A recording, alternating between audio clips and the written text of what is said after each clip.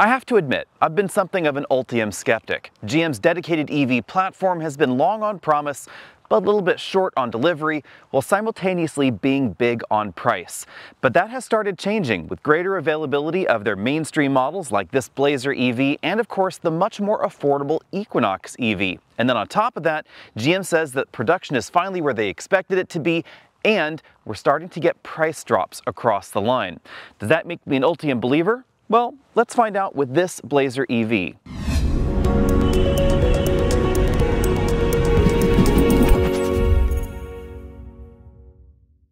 The electrification initiative at General Motors has arguably been one of the most aggressive in the entire industry, and the cornerstone of this is the Ultium platform. Now, when I say Ultium, I mean the batteries, the motors, the cells themselves, all the control systems and electronics that go along with it.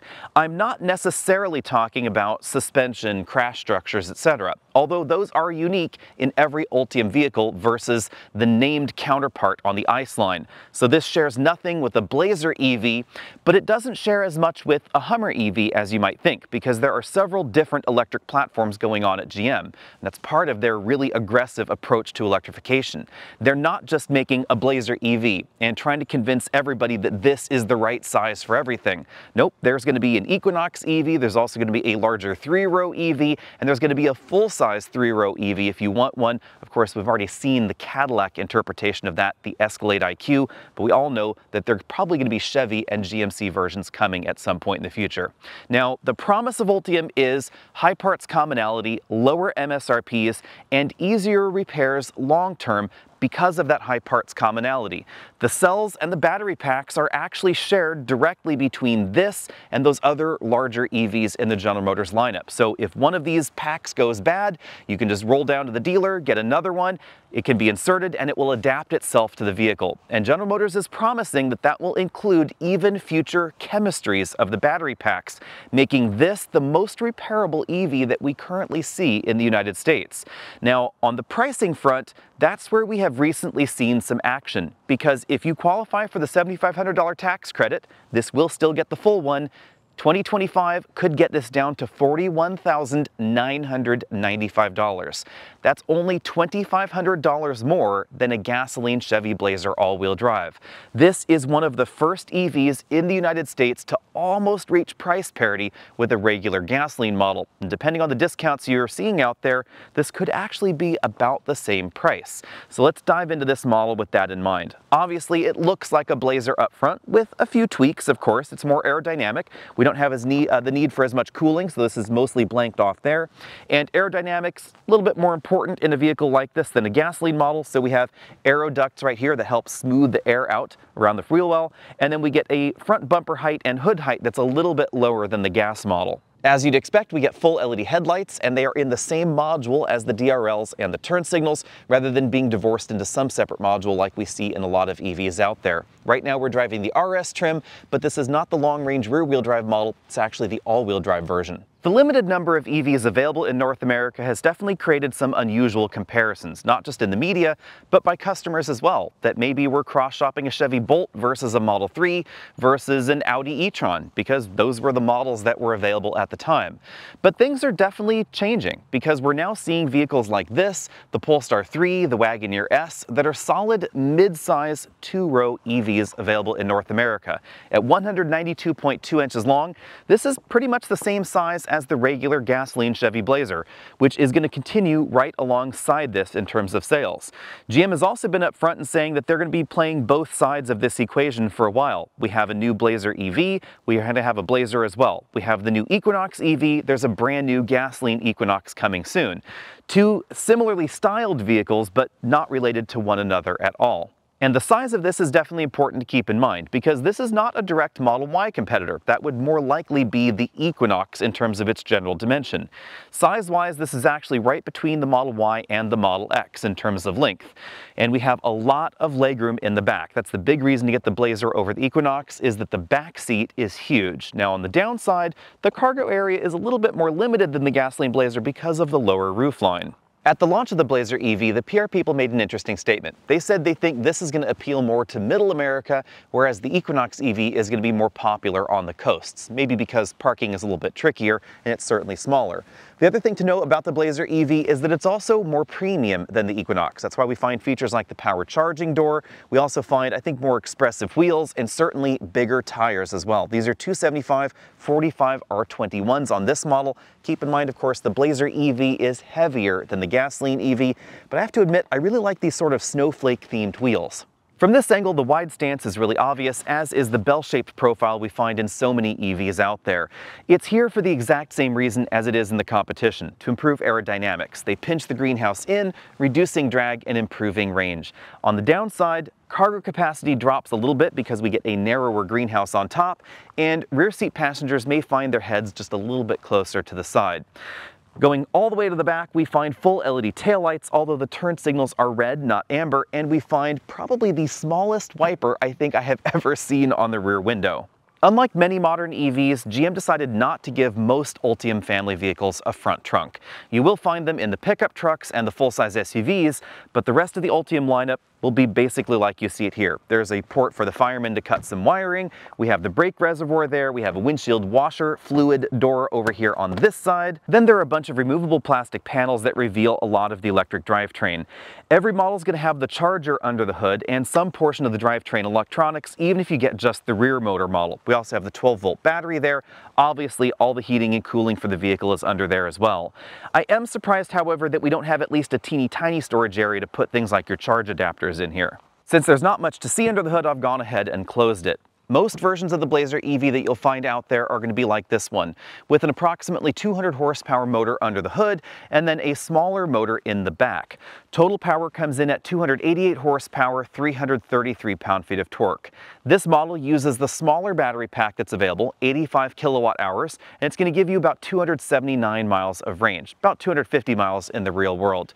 You can also get the Blazer as a rear-wheel drive RS trim, 340 horsepower, 325 pound-feet of torque, again, just one motor in the back. That's also going to get a bigger battery pack, 102 kilowatt hours. That battery is going to DC fast charge faster, and of course it's going to give you more range, up to 324 miles. If you want the performance version of the Blazer EV, that's coming a little bit later, 557 horsepower, 648 pound-feet of torque, and you're going to get about 290 miles of range. It's going to use the same battery as that rear-wheel drive model, but it's going to add on probably the same motor that we find in this model to the front with a bigger motor on the back. So probably about 200 horsepower up front, about 340 horsepower in the rear, although there are some details still not quite disclosed by General Motors. Chevy's decision to put the big motor up front makes a lot of sense for the mission of the Blazer EV. Remember, this is the EV for middle America, for places that get snow, ice, etc.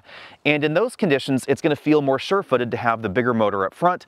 The rear motor in the back is primarily going to be used when you floor it or when you need extra traction. Otherwise, it's going to be taken out of the equation.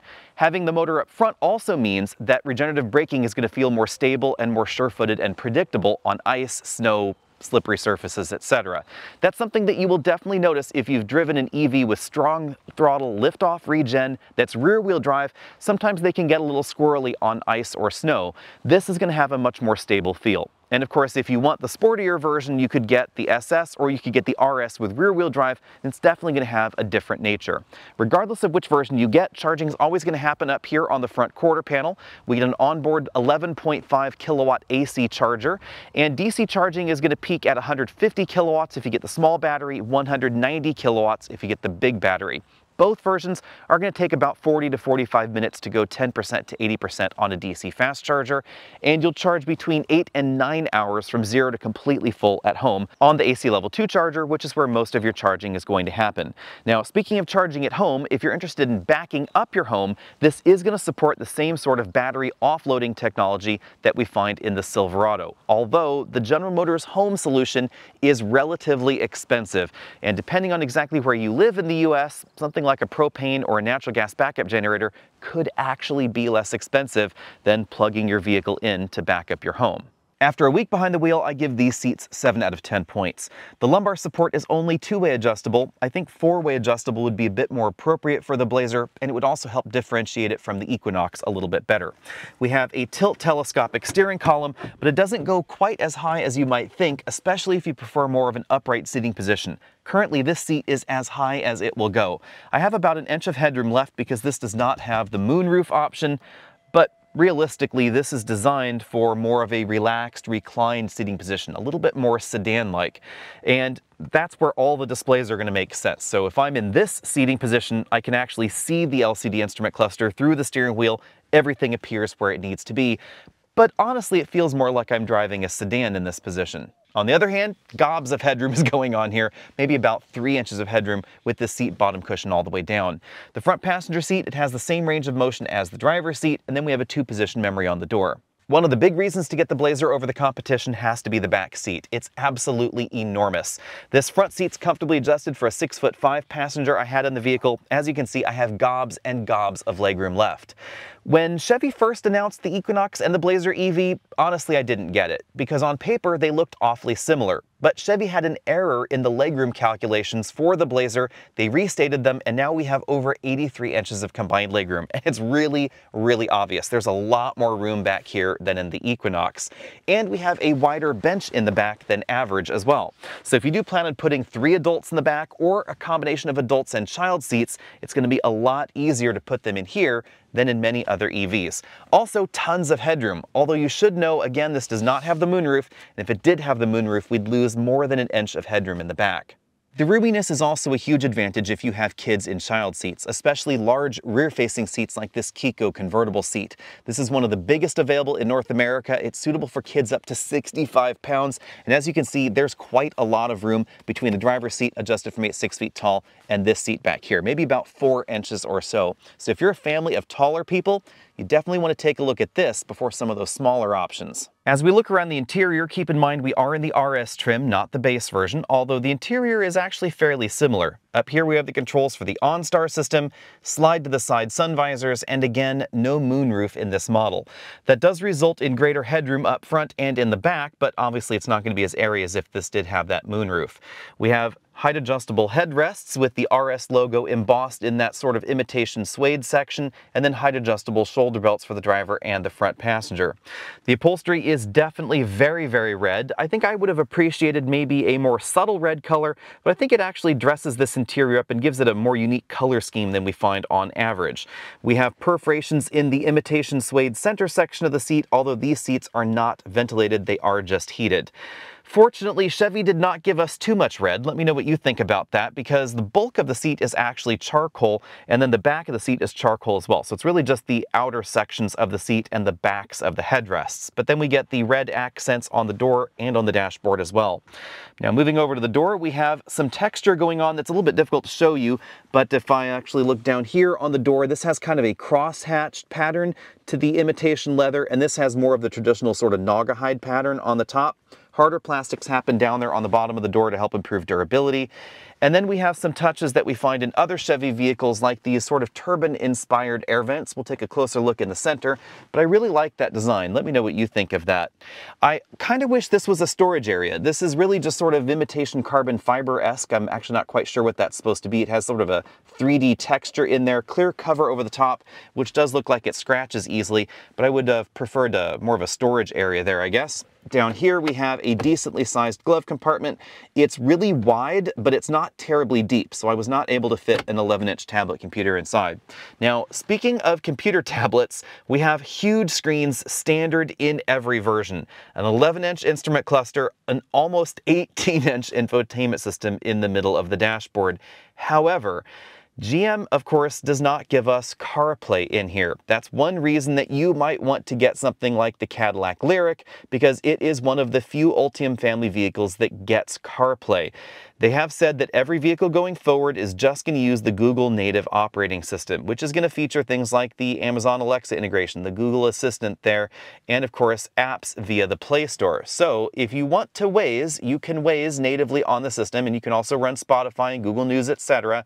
But it's a bummer that it's not integrated with your smartphone in that same way. You can actually see that Waze currently has not been set up, so it would ask you to complete that setup there.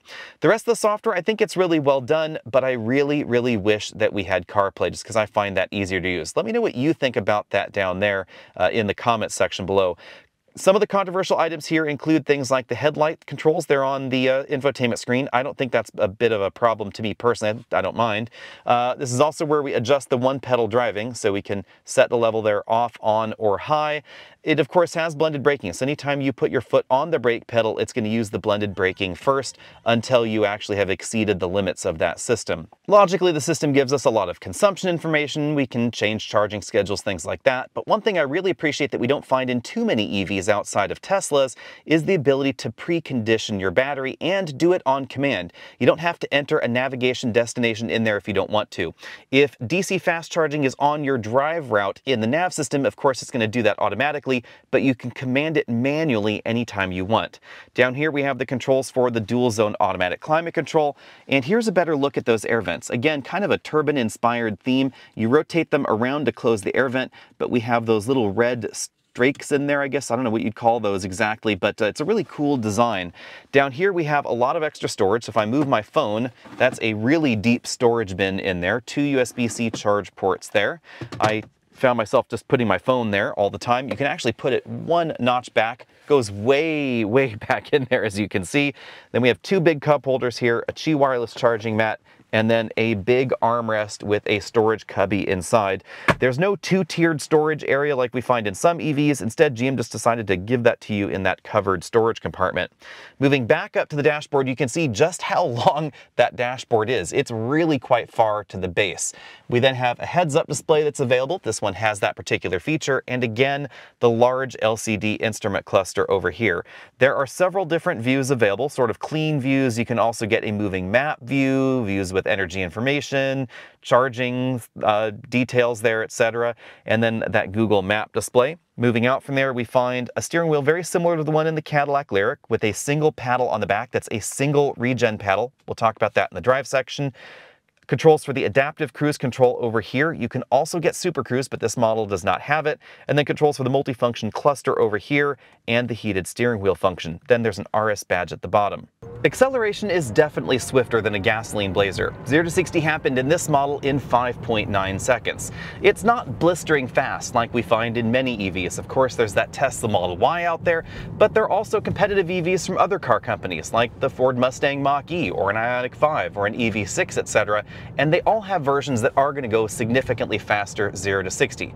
But if you want more pep, there's of course the RS rear-wheel drive trim, and there's the upcoming nearly 600 horsepower SS trim, and that model is going to go 0 to 60 around 4 seconds or so. On the downside, 60 to 0 stopping distance, that is on the long side of things at about 132 feet in our testing.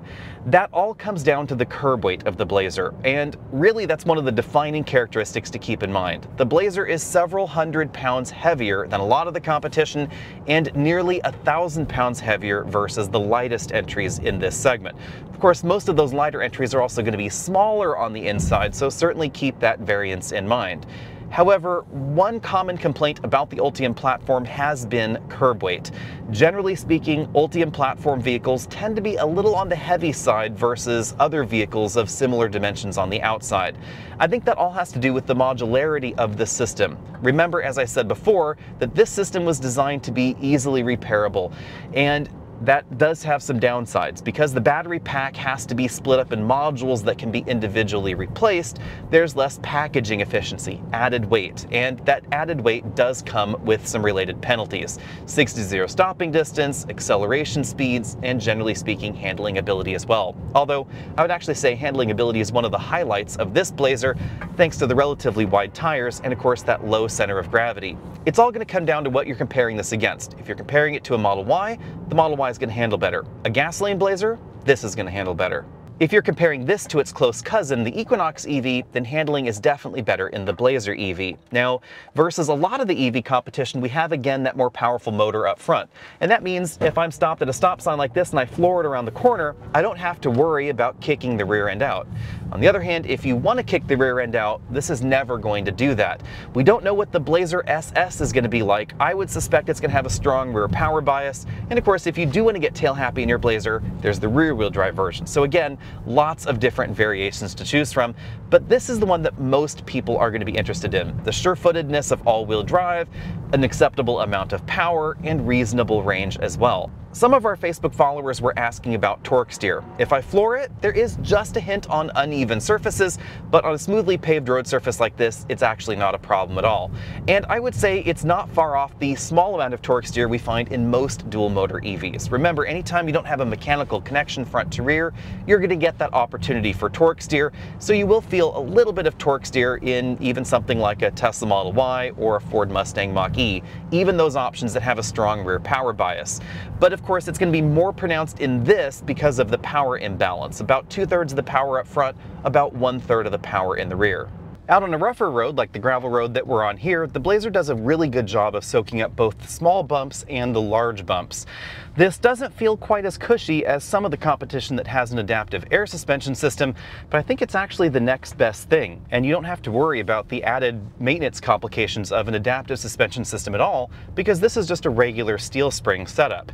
It's not quite as engaging as some EVs out there, but I think this has a really nice, relaxing feel. This is the kind of vehicle that would be great for a longer commute or a longer road trip. Of course, keeping those DC fast charge speeds in mind for that road trip use. Now, interesting twist. If you want a Blazer with an adaptive air suspension, I would argue that one is available.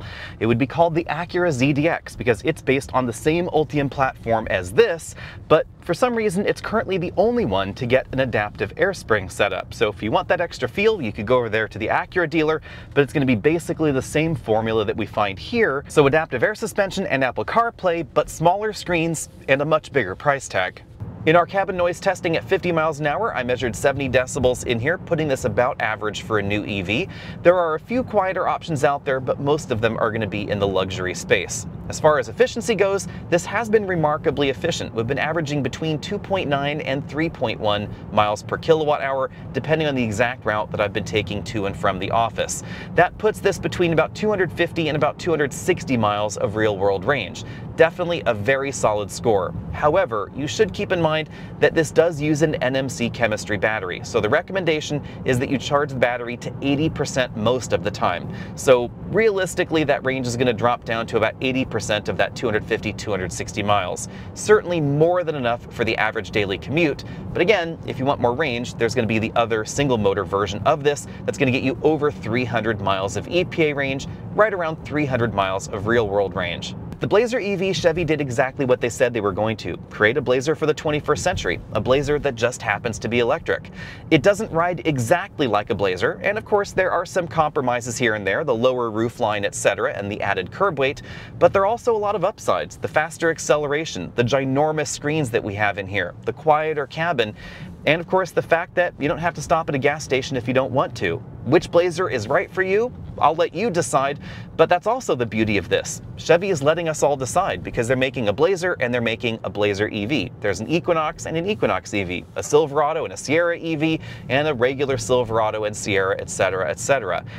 GM is one of the first car companies to really give us this kind of choice, but with a full-throated exploration of the EV world. This is not a converted Blazer, and that is what is unique here, because some car companies out here like BMW, sure, they're giving you that choice too. There's a 5 Series and there's an i5. There's a 7 Series and there's an i7. But there are compromises to both of those vehicles because of the dual nature of that platform. On the Chevy side of things, there are two vehicles with very similar attributes targeting very similar shoppers, completely unrelated because one was ground up designed to be an EV and the other one was ground up designed to be a gasoline vehicle, and really give you, the buyer, the choice between the two. So I'd love to know, as we get into the pricing section, which of these is more interesting to you, the EV or the gasoline version? Do you think that Chevy should have gone this direction, or should they have just saved some money and just sort of electrified a gasoline Blazer? Let me know what you think. Now we need to get down to the nuts and bolts of Blazer EV pricing, because GM has been pretty aggressive at dropping the price on the Blazer EV over time, as well as putting a decent amount of cash on the hood. That all really needs to be factored into any purchase decision, because ultimately the Blazer is going to be shockingly affordable, even though some of the MSRP numbers you'll see out there are a little bit eye-popping. For instance, when I first drove the Blazer EV at the launch event, it started at $56,715, including destination. And at the time, I thought, that's an awful lot of cash.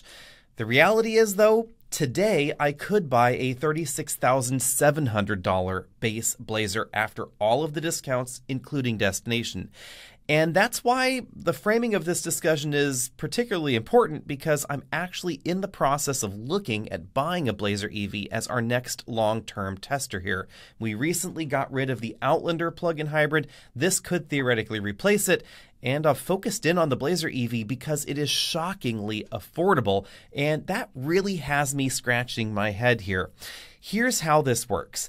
Chevy has lowered the price from $56,715 at the launch of the vehicle down to $50,195 MSRP currently. For 2025, that's going to go even lower, down to $48,995, because some of the option packages that were included on every 2024 are now going to be optional for 2025.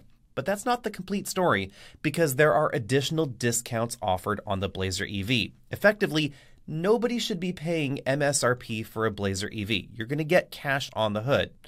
And that is kind of logical, because nobody's really paying MSRP for a regular gasoline Blazer. And we have now reached the point where EVs from some car companies are being treated exactly the same as their gasoline counterparts. This is really important to understand, because it also means that resale value calculations are going to seem really off. This is something I see a lot, especially over on our Facebook page, where people were commenting on the Blazer EV. They're like, don't get one, just get the regular gasoline Blazer. The depreciation is terrible. Well, let's pick that apart. Remember, depreciation is calculated off of MSRP versus theoretical resale value after some period of time, 3 years, 5 years, or whatever resale value window you're looking at. But remember, an EV like this gets $7,500 point of sale discount. So you drive it off the lot, you have that $7,500 off the hood. If you sold it for exactly what you actually paid for it, it would look like your resale value was terrible, but you would actually get 100% resale value. So if you sold me a $15,000 car, I turned around and sold it for $7,500 because I got that $7,500 credit. According to the numbers, that would be 50% resale value, when you've actually sold it for 100% of what you paid for. That's the important thing to understand here. Then on top of that, we get a ton of additional discounts, Costco discounts, lease discounts, the GM loyalty bonus cash, this cash, that cash, 1% financing depending on the area of the US you're in. The most expensive financing offer I saw for a Blazer EV while we were researching for this video was 1.9%. And that's exactly why we are currently considering getting a Blazer EV as our next long-term loaner, or next long-term test vehicle, because we'd actually be buying one, I should say.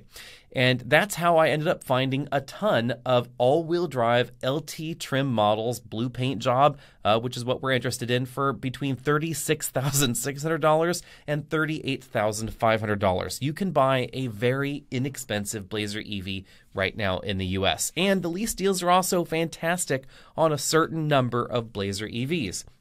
You could do a $200 a month short-term 24-month lease for just $3,500 down. That's $8,300 total, just over $4,000 a year plus sales tax.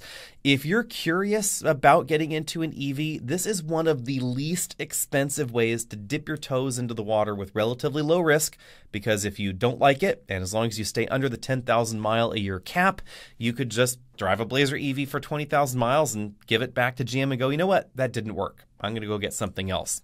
Or you could always buy it from them if you decided you really liked it. And if you're a business, this could get even better, because you could pay $38,000 for the Blazer EV and still, on top of all those discounts, get a $7,500 tax credit, because the lowest priced Blazer EVs currently out there are not actually qualifying for the $7,500 credit. Here's how that goes. There was a limited number of Blazer EVs that were built without the proper sourcing to qualify for the new tax credit requirements. GM is putting $7,500 cash on the hood. But if you're a business, you still get the clean air rebate, even if it did not meet the requirements for a personal purchase. That means that if you have an LLC and you're buying a business company, or you're an S corporation, you just want to load up on cheap EVs, this could be down to about $30,000. And even if it lost value all the way down to $25,000 from that approximately $50,000 starting MSRP, so actual 50% versus that MSRP decline in value, you actually would only have paid $5,000 for that entire time because the vehicle could be so inexpensive. And that's why this is a shockingly good deal. You know, does it charge as fast as a Model Y? No. Is it as fast 0 to 60 as a Model Y? No. But it also gives you over 300 miles of range, and any way you slice it, it is going to be less expensive than a Model Y, at least for the deals that we're seeing out there on the market right now, especially if you plan on leasing your EV. Currently, a lease on a Model Y would be $509 a month for a 24-month, 10,000-mile lease plus $3,000 down. That's $11,500 total. That is notably more expensive than a short-term lease on the GM vehicle. If you're looking for inexpensive transport with a lot of room on the inside, that's a big advantage for the Blazer, something that has a bit more of a traditional feel, then definitely check out the Blazer EV. I don't know whether we are going to be signing on the dotted line. I want to know what you all think about this down there in the comment section. To be perfectly honest, brutally honest, I would say, the big hang up for me is the lack of CarPlay support. If the Blazer EV had CarPlay support, I wouldn't be talking about it in this way because we would have already bought that really cheap Blazer EV. But to be honest, I don't know if I want to live with a vehicle without CarPlay for 2 years because I find the GM infotainment system kind of infuriating without that particular feature. And you will notice that if you're looking at a Cadillac Lyriq, it does not have these same kind of cheap discounts and cheap deals on it. They all have CarPlay. I think that they're selling a little bit better. Their resale value appears to be a little bit better. Don't know what that really holds for the vehicles long term, but we'll see. Let me know what you think about all that down there in the comment section below. And of course, if you want to sound off or ask us questions on future podcast episodes and our live shows, then you can give us a ring down there. There's a number at the bottom of your screen. Be sure and call us there. You can leave us a voicemail message. That voicemail will, of course, be included in future episodes, so be sure and speak clearly. Leave your name and, of course, an email address if you want us to let you know if you're going to appear in a future episode. See all of you later.